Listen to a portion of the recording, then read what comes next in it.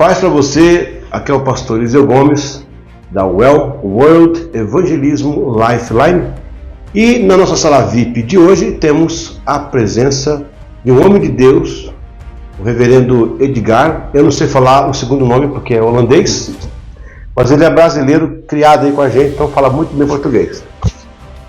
Ele faz um trabalho que é uma continuação dos seus pais, é uma herança missionária de família. É uma coisa muito interessante, muito bonita. Nós vamos entender um pouquinho isso hoje. Edgar, tudo bem? Como é que está? Tudo bem, meu irmão? Posso chamar Edgar, né? Pode. Colega? Sem problema. Começa explicando aí o seu segundo nome. Brinsken. Brinsken. Brinsken. Tem algum significado, não?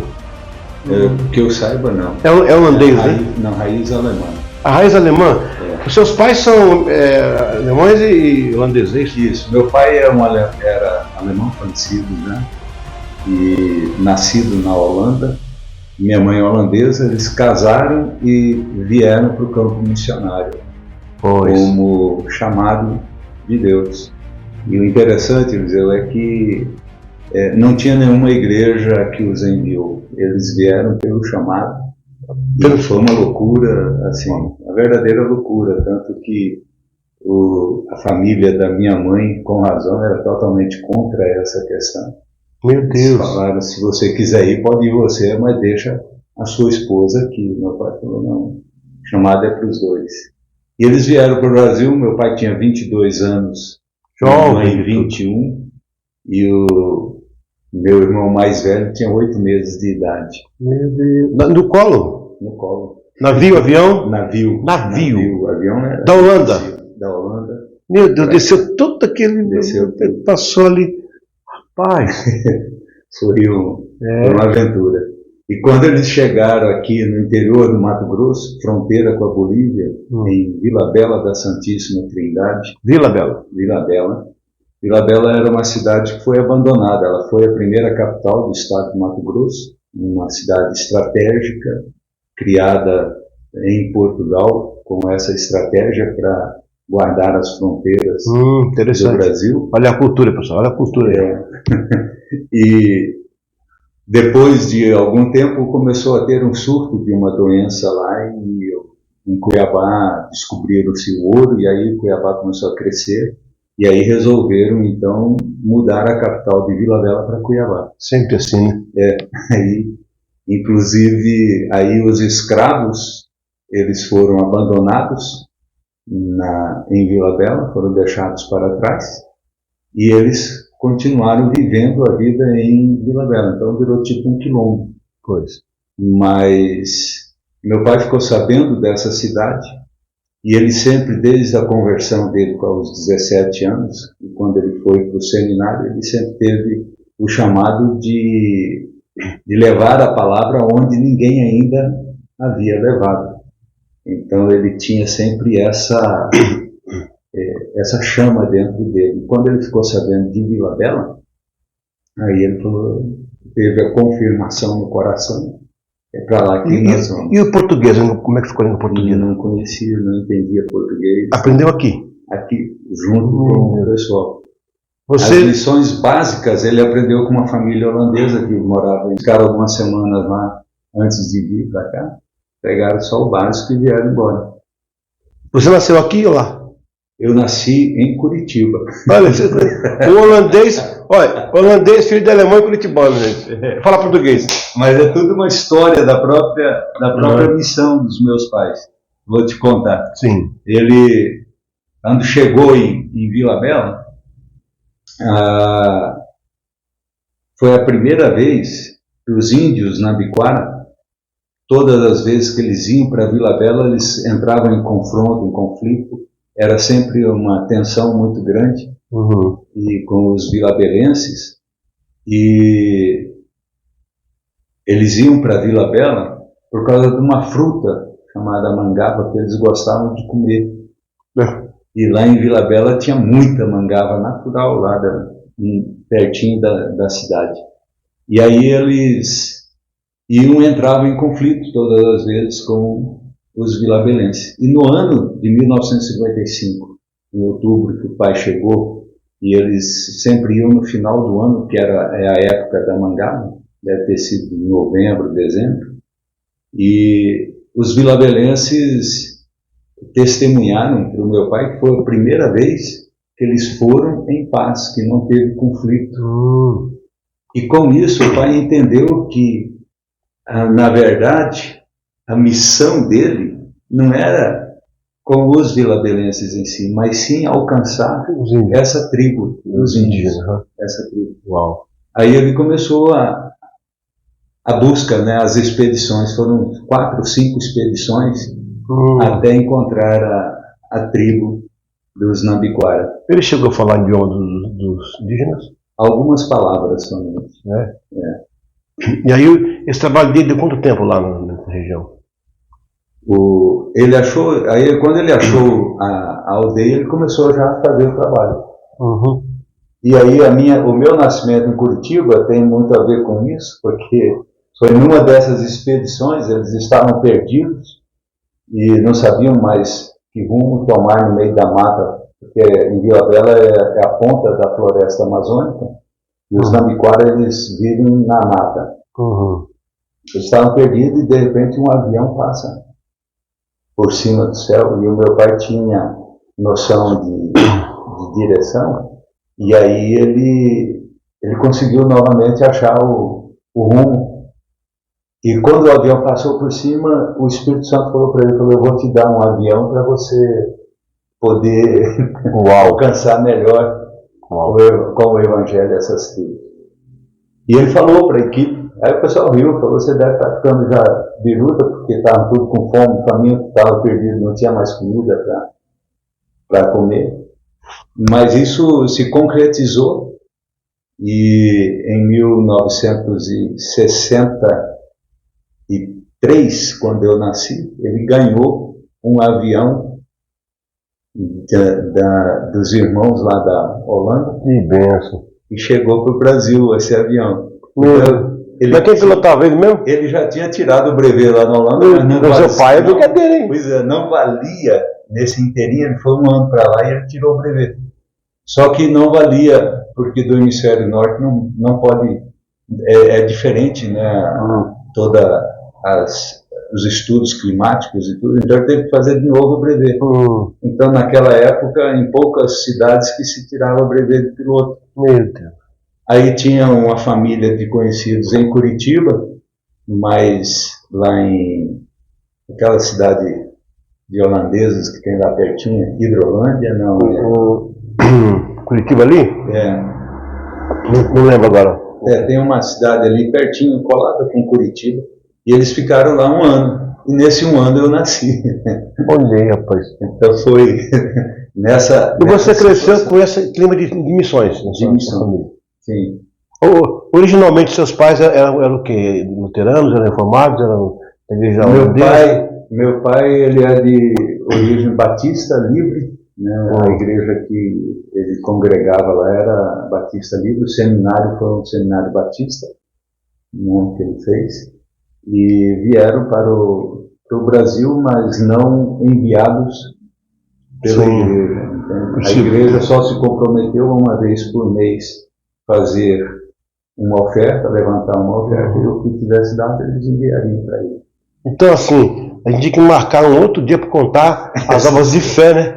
Eu imagino que seu pai e sua mãe tenham passado aqui para firmar. Agora, seu pai fez o trabalho dele, Deus o levou, ele deixou aí suas marcas, seu legado, e você continuou esse trabalho. Como é que foi isso para você? Pela graça de Deus, né? Porque a obra é do Senhor, ela não é de uma pessoa, não é de uma família, então não é legado de família a obra em si, mas sim o espírito missionário, isso sim.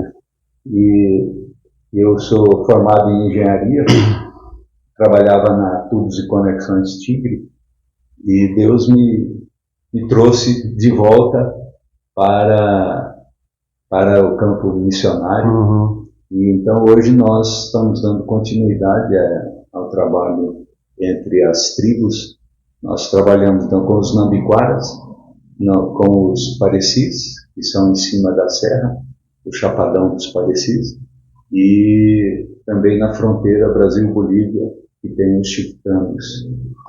Quem está nos assistindo, além de orar, que é o básico de tudo que a gente faz. Como precisamos, irmão, se você sente no coração, ore, porque a obra missionária, ela é movida pela oração, sem oração não. Também tem aqueles que são comovidos e gostam de ofertar, inclusive no final, se você quiser ficar à vontade, deixar uma conta de uma missão, ou que seja relevante para alguém, de repente, fazer uma contribuição. Mas também tem uma pergunta-chave.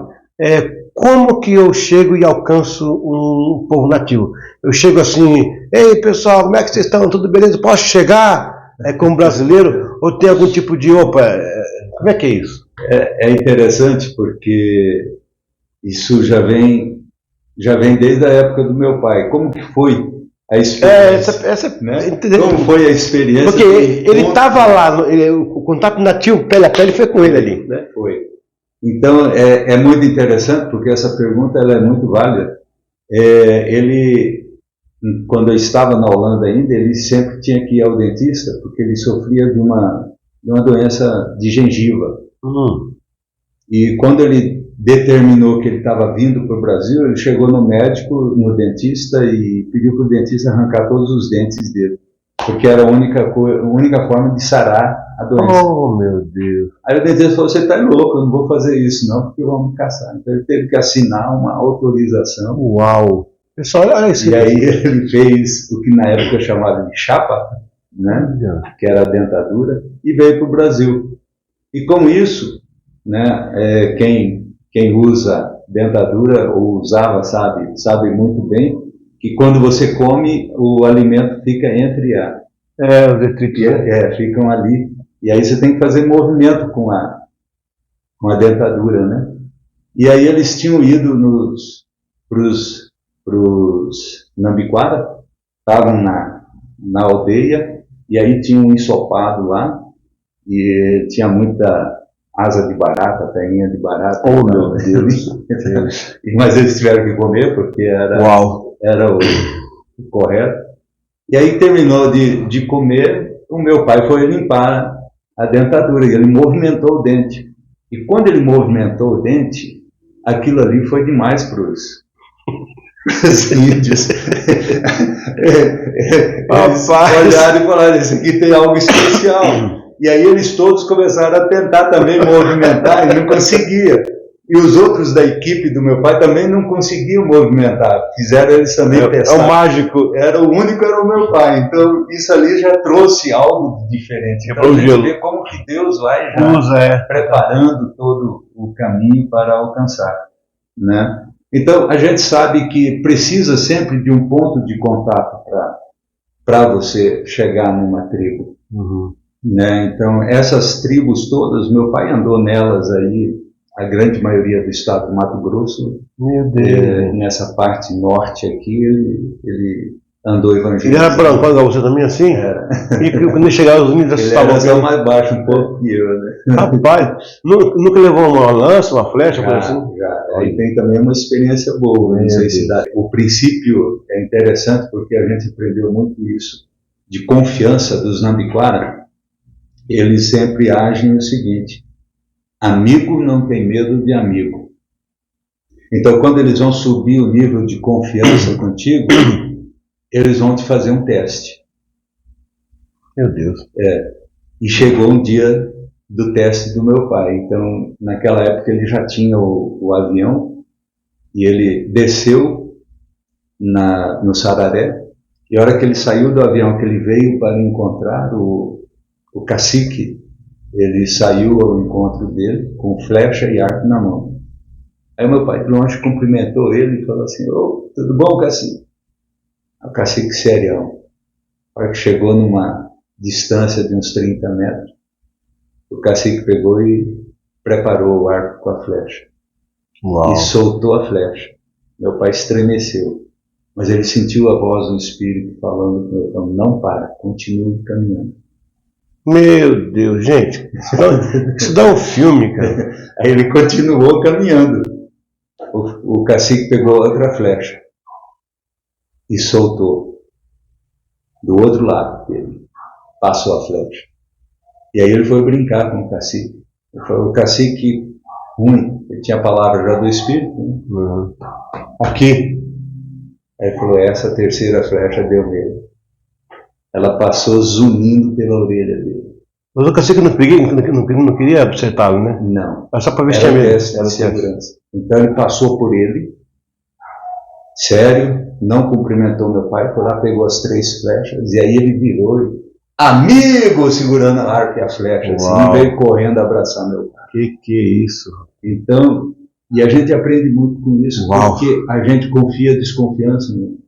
A nossa cultura, ela nos ensina a você confiar desconfiando. Ao primeiro sinal você duvida do amigo. Ao primeiro sinal você não confere o que está acontecendo, você já desconfia, diz que é amigo. E a sua mãe, ela participava disso, de certa forma? Olha, depois mais, mas ela ficava mais na retaguarda. Porque naquela época era tudo muito difícil, era a pé.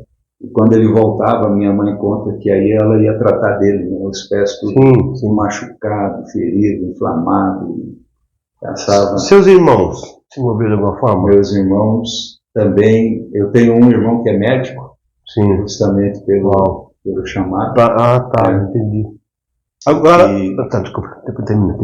De certa forma, todos têm o seu envolvimento. E eu sempre falo para minha família, para os meus irmãos, né, eu falo, olha, ninguém tem motivo para deixar Jesus. Pois. Né? Mas eu falei, mas nós muito mais, porque nós passamos por eu sei que o tempo é longo, não dá para contar as experiências todas, mas muitas experiências. Então meu pai, ele teve um amor muito especial pelos índios. Uhum. Então, se você começasse a falar mal de índio, era chamar ele para briga. Qual é o nome do seu pai? Gustavo. Gustavo Adolfo Brinsky. Gustavo Adolfo Brinsky. Então, Gustavo Adolfo em São Paulo, será que tem a ver com ele? Tem uma rua Gustavo Adolfo em São Paulo, bem conhecida. Foi criado lá. Não chegou lá, não. Foi criado lá. Mas, pastor, diga, eu fiz a pergunta, mas ao fundo eu ainda entendo que, assim, a aproximação de uma tribo, de um povo nativo, realmente, ela requer, primeiríssimo lugar, um apontamento do Espírito Santo. Se ele não fizer esse interlúdio, vai ficar difícil, e pode correr até a morte, né? Ele precisa fazer, não que algumas mortes já ocorreram, já soube de alguns missionários que morreram, foi porque não tinha Espírito Santo, não estou falando disso, não. Eu disse que, exato, aí tem propósito de Deus, vamos discutir o mérito da questão, mas eu já tive contato com muito povo de outras culturas, não só nativos, mas de outras culturas. E vou te falar, a maioria das vezes em que eu fui bem sucedido, eu deixei Deus criar uma situação. Ele cria o negócio da dentadura, né? O negócio da flecha, tudo isso é situações que ele cria para a gente se aproximar. Mas só mais uma pergunta. Seu coração hoje, ele arde ainda por isso? Como é que está? Como é que eu diga hoje, seu trabalho hoje? É impressionante assim, o amor que Deus põe, sabe? Esses dias eu até chorei por causa dessa questão. Eu li que é um dos versículos básicos lá da missão, que é Romanos 15, 21, que diz assim, onde vê-los aqueles que não tinham notícias dele. E entendi. E hão de conhecê-lo aqueles que nunca ouviram falar. Uau. E eu comecei a meditar nesse versículo e eu falei, Jesus, nós lidamos com com povos que nunca, pastor, nunca tiveram o nome de Jesus, a história Cristo na cultura deles. Meu Deus. Isso é fantástico. E se ninguém for? Pois é. Incrível. Entende? Então, quando nós compreendemos que existe algo de especial, porque a palavra de Deus diz que Jesus virá quando todos ouvirem falar dele, tiverem ouvido falar dele. E nesse ponto eu quero aqui também destacar aqui a Wycliffe, que é uma instituição fantástica. A gente trabalha junto também com missionários, trabalhamos muito. A Missão Cristã Brasileira trabalhou já no passado também, muito com missionários da Wycliffe, porque eles têm a missão específica de traduzir a Bíblia na língua nativa. E é fantástico o trabalho. Eu fico vendo, Edgar, um paralelo aí. Eu vivo assim em dois mundos, até essa minha agenda de viagens, né, congresso e tal, e conheço a turma de vocês que faz esse trabalho que ninguém está preocupado em mostrar. Eles estão trabalhando. Um dia eu perguntei para um missionário assim, lá na África, vocês não mostram as coisas? Ele falou assim, olha, nós estamos tão ocupados, não dá tempo de virar para a câmera e falar nada. É a nossa situação também. Mas por outro lado também eu vejo assim, até vai uma crítica minha, não é sua, é minha, a cantores, pregadores que cobram fortunas para pregar numa igreja, 5 mil, 10 mil, 30 mil. Esse pessoal está preocupado mais com o tênis Nike que vai comprar. Não sou contra a Nike, compre 2 me dê um, mas não sabe desse pessoal que gasta a sua vida, abdica das riquezas da terra para levar o conhecimento. Aí eu falo que no céu teremos uma reunião dos evangelistas silenciosos. E vou te dizer uma coisa, se a questão do galardão for tamanho de coroa, eu acho que esse pessoal vai ganhar. Porque pelo menos eles faziam de toda a alma e coração sem nada em troca. E a turma que fica cobrando aí, eles querem o galardão antecipado, né? Então o trabalho de vocês é super louvável. Eu estou falando isso por você, que eu não quero que você se exponha desse jeito, porque eu sei que também não está no teu coração, mas o desabafo é meu. A raiva é minha, entendeu? Por causa desse outro lado. É impressionante, porque brota um amor. Sim. Um amor, sabe? Tanto eu quanto a minha esposa, a Tereza, ela tá viajando. Ela também entrou no esquema? Também está junto. Aonde eu vou, ela vai. Amém. Na época do meu pai, deixa eu voltar aqui. Na época do meu pai usava uma frase, que ele falava assim, quem ama a mulher, deixa ela em casa. Porque realmente, aquelas épocas, você tinha dia para sair, mas você não tinha dia para voltar. Meu Deus. As doenças, né? Você sabia como você ia sair, mas você não sabia como você ia voltar. Ou se ia voltar. Então, ele sempre usava essa expressão, né? Quem ama a esposa, deixa ela em casa. E aí, quando eu chego nesses lugares por onde o pai sempre passa, eu já falo o seguinte, o meu pai era assim, mas hoje nós recebemos tanta mudança, tanta tecnologia, que hoje já mudamos. Né? Então, hoje a esposa faz parte do ministério. Né? Por outro lado, cara, eu fico vendo assim, teu pai, que pena que não está aqui para conhecer. Porque desculpa falar esse cara, esse cara, ele chega num tempo em que não temos uma internet.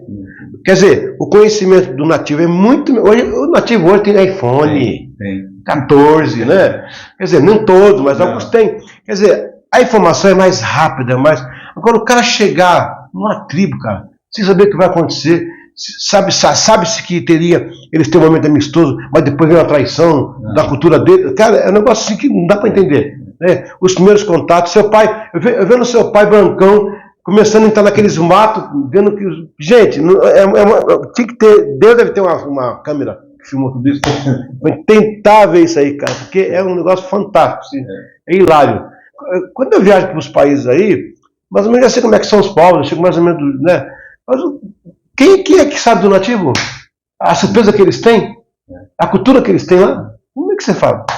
Uma coisa, existe alguma possibilidade de alguém que está assistindo a gente querer fazer uma oferta de missões para vocês? Tem alguma conta? Ou pode divulgar? Nós normalmente não fazemos essa divulgação, né? Eu que estou fazendo. Por mim, ele não pediu nada, é pela UEL aqui, para o nosso grupo de amigos aí. Eu posso deixar para você então uma conta depois? Pode, vai aparecer no vídeo. No Banco do Brasil nós temos. Tá bom, seria uma benção. Há pouco tempo nós somos missionários também, mesma coisa, falou, a gente não tem costume, mas até agora chegou uns 14 mil lá para ele, lá, e ele está empregando na obra, está comprando Bíblia, está se arrumando, que tem pessoas sérias que nos assistem, nós não pedimos também. Inclusive, sei que você sabe, né? Na documentação da nossa organização é proibido receber finanças, a não ser que você vá destinar para alguém. Porque hoje em dia tem muita gente pedindo dinheiro em nome de missões e parece que... De vez em quando a gente é convidado como missionário, né, a levar uma ministração na igreja. Ano passado eu estive na Holanda e a gente usa muito aquele texto de 2 Coríntios 9, onde o apóstolo Paulo fala, olha, eu cheguei lá numa igreja grande, lá na Holanda, falei, olha, muitas vezes o missionário, eu me sinto como o apóstolo Paulo, que ele escreveu lá, não que eu procure os vossos bens, mas sim procurando vocês. Sabe, queridos, nós procuramos você, para que você esteja junto em oração, para que você esteja cobrindo em oração, porque oração é tudo. Pastor, eu vou te confessar uma coisa, todas as vezes que eu entro lá na mata ou no campo, eu sei que eu estou sendo empurrado por orações de irmãos. Eu não estou indo eu sozinho. entendo isso. Eu tenho um estudo sobre a presença da oração. Você sente com você? Eu sinto isso. Eu sinto isso. Então, você vai cheio de esperança, cheio de amor, porque você sabe que tem pessoas que estão por trás orando. Você não está sozinho. Exato. Você não está sozinho. Exato. E isso é o que sustenta uma alma missionária. Porque o amor, ele nos impulsiona, ele nos manda, vai para lá. Quantas tribos tem contato aqui na região? Olha, nós estamos entre os parecidos, na serra em cima, tem mais de 70 aldeias, só da etnia parecida. Meu Deus do céu. Entre os Nambiquara aqui na região toda, Mato Grosso, Rondônia, tem mais ou menos a mesma quantidade também. Só que os Nambiquaras, eles se subdividem em subgrupos dentro da etnia. E muitas vezes tem diferenças até na cultura, na questão cultural. E uma das coisas que a gente busca sempre é entrar na cultura deles. E não trazê-los para a nossa cultura. Porque quando eles vêm para a nossa cultura, eles têm uma dificuldade muito grande. Então, quando Jesus, ele precisa ser apresentado dentro da cultura da pessoa. Porque a palavra, ela é acultural. Essa cultura. E ela vai corrigir o que precisa corrigir na cultura da cultura. Exatamente. Eu fico pensando, tem uns caras que se dizem missionários, chegando nos e falam, não pode fazer isso, não pode. Quem não pode? Leve Cristo, leve o Espírito Santo, e ele vai fazer essa obra e não pode. Meu Deus do céu, é difícil, né? Acaba que depois cria confusão com a FUNAI. A FUNAI não entende isso, por causa desses irmãos. E eles mesmos criam confusão entre eles, pastor. Aí depois, a dúvida. Porque para eles, se eles mudarem de cultura, eles se tornam como nós. Perde o que eles têm. Você está entendendo? Que já foi tomado deles a terra, né? Aí eles desprezam a cultura deles. Então a gente teve um embate muito forte já desde a época do meu pai. Eu tive a oportunidade de encontrar com esse cacique parecido. O nome dele é João Garimpeiro. Ele faleceu também, já. Mas, quando eu assumi com a morte do meu pai, eu fui lá, porque ele foi um dos maiores que realmente guerrearam contra o Evangelho. Meu Deus, imagina. Então, uma vez, missionários foram numa Toyotinha Bandeirante, entraram na aldeia dele, e ele mandou eles de volta, quase só com a peça íntima. Meu Deus. E falou para eles, olha, o carro é meu, está na minha aldeia, é meu e vocês vão embora. E eles foram embora. E aí eles tiveram que buscar, depois de muito andar, conseguiram resolver a situação deles. E essa notícia chegou até o meu pai. Aí o meu pai, debaixo de oração, foi lá na aldeia, esse João Garimpeiro. Ele conhecia? Conhecia, mas conhecia só assim, não do conhecimento mesmo de relacionamento. E foi lá e com muito custo ele conseguiu pegar o carro de volta. Aí o João Garimpeiro foi junto com ele até uma pontezinha que tinha lá. Ele falou, agora você passa o carro pela ponte. Ele passou o carro e voltou para despedir dele. Ele falou, se o carro passar a próxima vez por cima dessa ponte, esse carro é meu. Ou seja, não queria conversa com o Evangelho. Com a morte do meu pai, eu vim e eu senti no espírito de ir lá fazer uma visita para meu pai. Faleceu. Pastor, quando eu disse para ele que meu pai tinha falecido, eu fui junto com o missionário que mora lá, o Azor. O Azor deu a notícia para ele, ele abaixou a cabeça e começou a chorar de lágrimas pingavam no chão. Depois de 5 ou mais minutos chorando, eu quieto, só olhando. Uau! Ele levantou porque ele era um baixinho. 1 metro, ele não dava 1,5 metros. Aí ele levantou para mim, meu metro 1,90 m, ele falou assim, eu estava errado. Uau. E chorou mais. Ele levantou de novo, eu estava errado. Eu pensei que o Evangelho ia mudar a cultura parecida. Mas hoje eu vejo porque a parte de cá, da Serra dos Parecis, ela recebeu o Evangelho. E a outra parte de lá não. Só que com o crescimento financeiro dos Parecis, porque os Parecis são os que mais cresceram nessa parte, entrou tudo, né? Entrou a bebida, entrou a prostituição, entrou droga, entrou mortes. E aí ele chorando, ele fez, pastor, isso não é um arrependimento. Profundo. Isso é o que o Evangelho faz. Trabalho de Deus, verdade. E depois eu fiquei sabendo que ele reuniu todos os caciques da influência dele. Uns 3 meses depois desse momento, ele reuniu com os caciques e aí ele liberou. Ele falou, cacique nenhum, eu ouvi isso depois de caciques que estavam presentes na reunião. Ele falou, cacique nenhum pode impedir o Evangelho de chegar na aldeia. Se você não quer o Evangelho, tudo bem. Mas não pode impedir o Evangelho chegar na aldeia, porque o Evangelho transforma vida. Uau!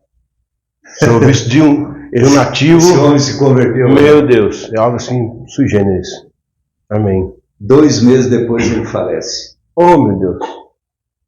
Se encontraram agora já. Pois é. Amém. Olha como que Deus vai dirigindo tudo para que uma palavra de autoridade fosse liberada para... Amém. E agora, esses do outro lado estão tudo também querendo o Evangelho. Glória a Deus. Pedindo. Glória a Deus. Então nós estamos com falta de missionários. Olha, como sempre, né? Como sempre. Pessoal, estamos chegando aqui no final, conversando com essa benção aqui, o pastor Edgar, que tem dado a sua vida, a sua contribuição, o seu tempo, que é o mais precioso para a obra de Deus. A nossa oração nesse dia é que você se una a Ele. Amém. Intercessão. Você que está recebendo agora esse... Nem que você está vindo isso aqui depois de um ano, ore, cubra, porque não só ele, tem muitos que estão fazendo a obra de Deus seriamente, e a UEL quer dar um voto de apreciação por esse trabalho. Todo mundo que compõe a UEL, eu acho que nesse momento fica muito satisfeito e abençoado por tanta coisa que a gente viu aqui de bênção. Diga aqui, dado o senhor umas palavras para a gente aí. Amém. Abençoar que está do outro lado lá, fica à vontade. Pastor, obrigado, querido, você que está ouvindo aí até o final.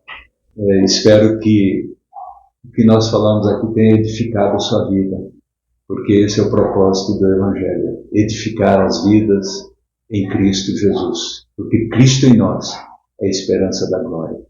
Amém. Que Ele esteja em nós. Você consegue falar essa frase em holandês? Cristo em nós, esperança da glória?